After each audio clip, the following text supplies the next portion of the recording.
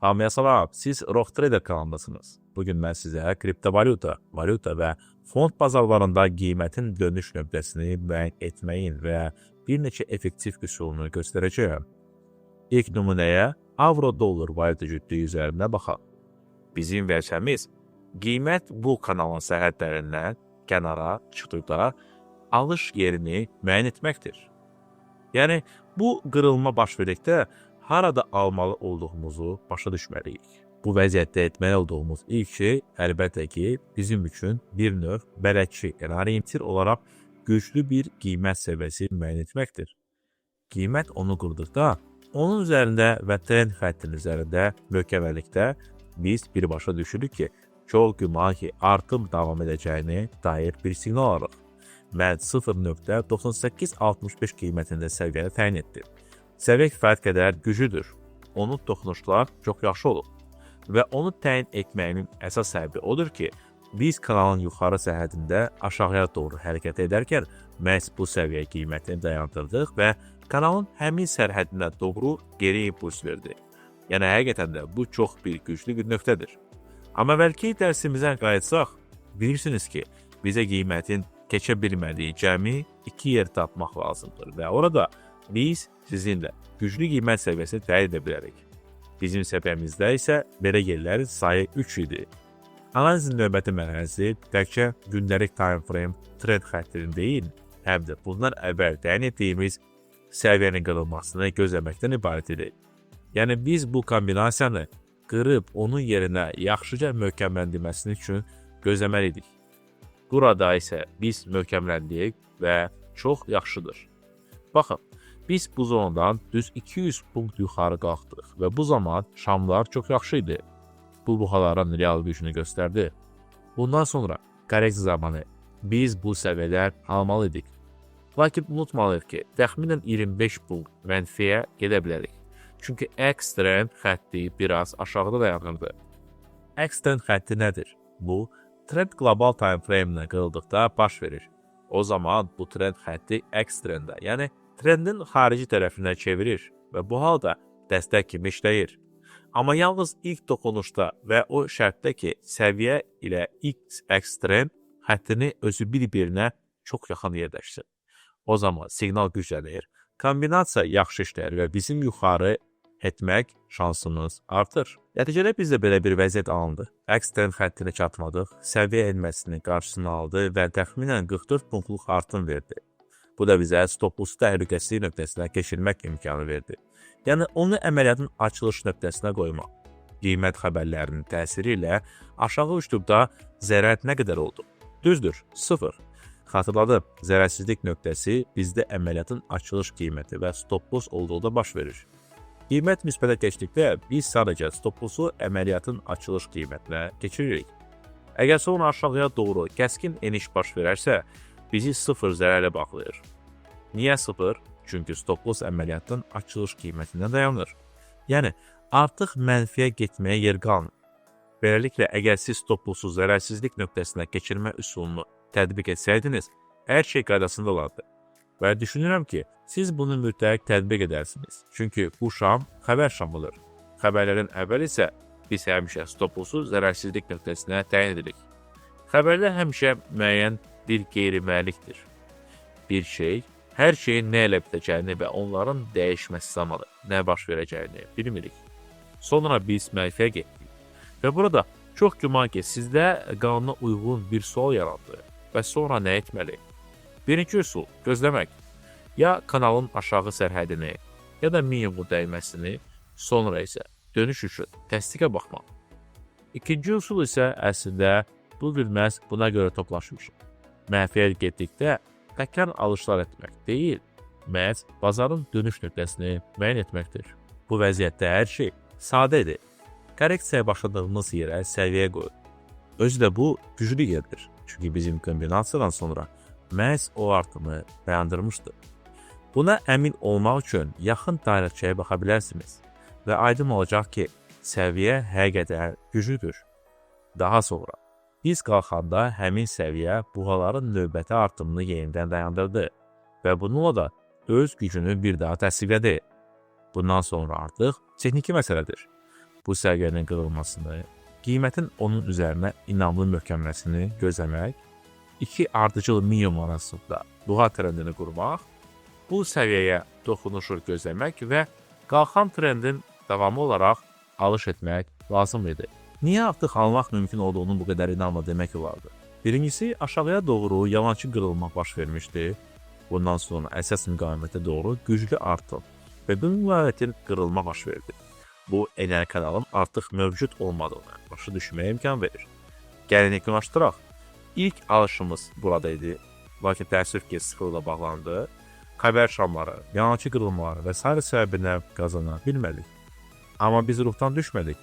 Ən yaxın müqaviməti təyin etdik, onun qırılmasını gözlədik və artıq daha inamlı bir variantda alışa davam etdik.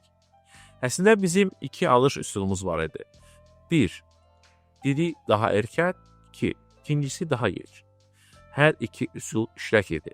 Biz yalnız konkret güclü müqaviməti dəf etdikdən sonra hərəkət etdik. Kör-körəni almaq. Bax, indi dəqiq yuxarı uçacaq deyə ümid etmədik. Biz zərərsizlik nöqtəsinə keçdik və gözləməyə davam etdik. Bu trader üçün çox vacib bir keyfiyyətdir. Qiymət xeyrinizə gedəndə eyfariya qapılmamaq, zərərsizlik nöqtəsinə keçmək və sadəcə müşahidə etmək. Alınmadı, gözləyirik. Əməliyyat üçün daha yaxşı bir məqam gözləyirik. Yeri gəlmişkən, yəqin ki, sizdə belə bir sual yaratdı. Fərid, axı biz burada 1.09 səviyyəsində enmədik. Deməli, qazanmadıq. Bəli, bu konkret vəziyyətdə biz həqiqətən də enmədik. Belə hallar olur. Qiymət çox kəskin yüksəlir. Korreksiya bizə lazım olan dəstək xəttinə qədər davam etmir və artım davam edir. Belə vəziyyətdə ruhdan düşməyə dəyməz.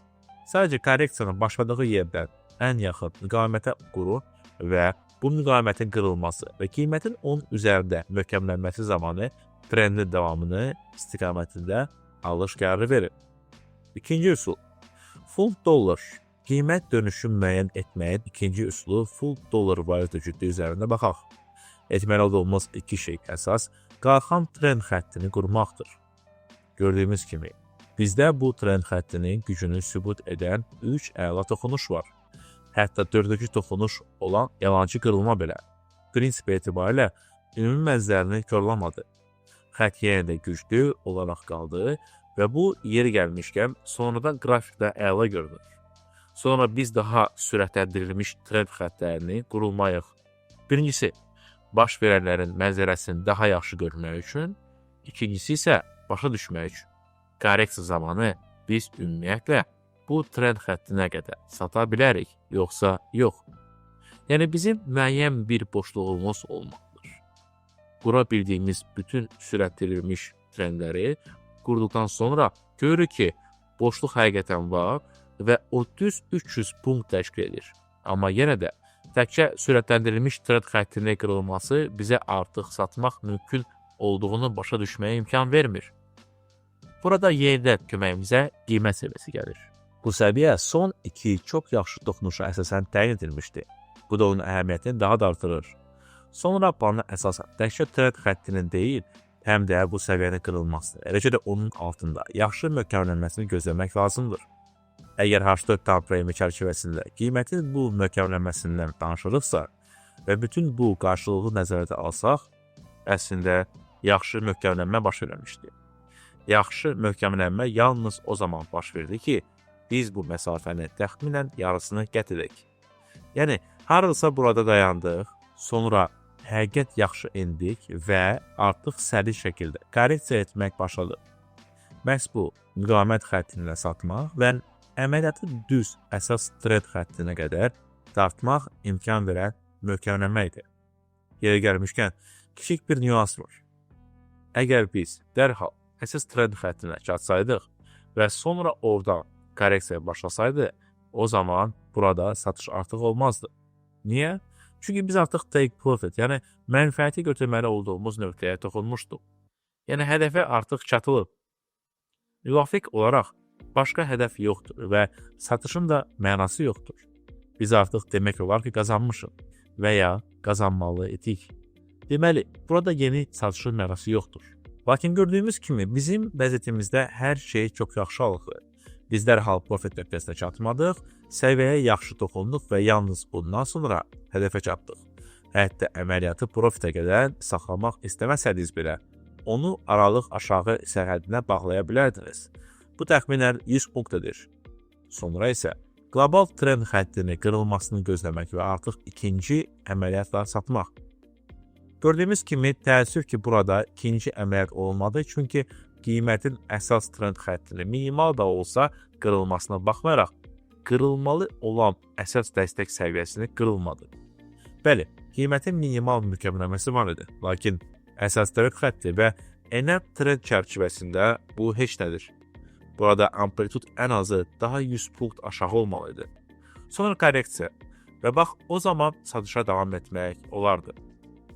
Yekunlaşdırsaq, burada da avro-dollarda olduğu kimi iki satış üsulu var. Daha erkən və daha gec. Fərq yalnız ondadır ki, avro-dollarda daha erkən üsul artıq qlobal trend xəttindən kənarda idi, burada isə daxildə idi. Lakin sürətləndirilmiş trend xəttinin qırılmasından sonra və eniş üçün hərəkət ehtiyat olduqda, daha gec üsul isə əslində pul qazandırmaqda yox, çünki burada yaxşı möhkəmlənmə olmadı. Deməli, satışın özünə baş tutmadı. Bu əməliyyatın ümumiyyətlə mənası yox idi. Əgər bu dərslə bağlı və ümumiyyətlə tradinglə bağlı suallarınız qalıbsa, videonun altında şərhlərdə yazın, çəkinməyin. Bundan əlavə bizim Telegram kanalımıza qoşula bilərsiniz və ticarətlə bağlı suallarınızı orada screenshotlarınızı göndərib və hər bir suala cavab tapa bilərsiniz. Əgər videonu bəyəndinizsə, like edin, abunə olun və videonu paylaşın. Bütün bunlar kanalın inkişafına kömək edir. Məndən isə bugünlük bu qədər. İzlədiyiniz üçün təşəkkür edirəm. Növbəti videolarda görüşənəcək.